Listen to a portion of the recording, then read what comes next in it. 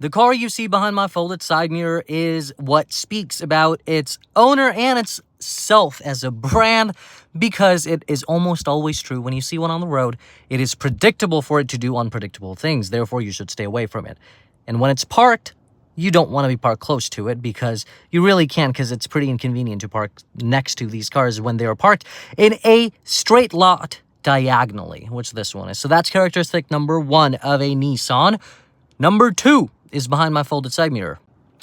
It's a pretty deep dent, and this is not an old Sentra. This is rather a new one, like probably maybe 2 years old, 3 years old, could even be of this year, because this is the current generation, this is the current body style. And it's the SR, which means it's the highest trim of a Sentra you can get. This car is also known as Smalltima, because this is the younger brother to Ultima, sharing roughly the same characteristics on a smaller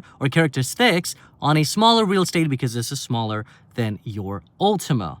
But Nissan drivers don't typically care in the US and Canada. I don't know about Mexico as far as the entire North American continent is concerned, but here, yeah, if you see one on the road, you should stay away if it's moving, and if it's not moving, you should still stay away, because you never know when it can start moving and how it will move.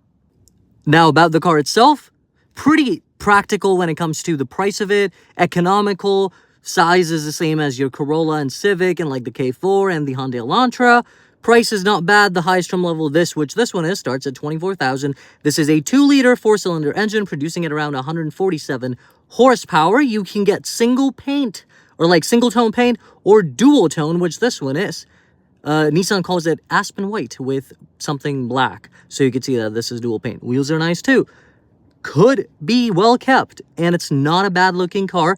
Yes, it has a CVT, and yes, it has a CVT that could go bad, but outside of that, a lot of times it's the carelessness of people that ruins it. But yes, also Nissan with its internal corruption and things like that ruined it. I used to like the way Nissans and Infinitis look.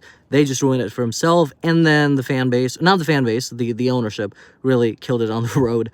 But hey, that's your Nissan Sentra SR, commonly known as Smalltima, doing its own thing, which is doing the wrong things in the right places.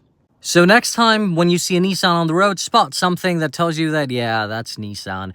If you don't see it and it's in immaculate condition, that probably is because those owners fall in that 11%, totally made that up, in that 11% of the owners that don't really know what Nissan's associated with.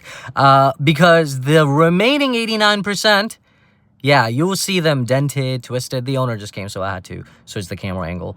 By the way, she was trying to get into the back door first early on when I was recording the video, but she couldn't because of the parking job.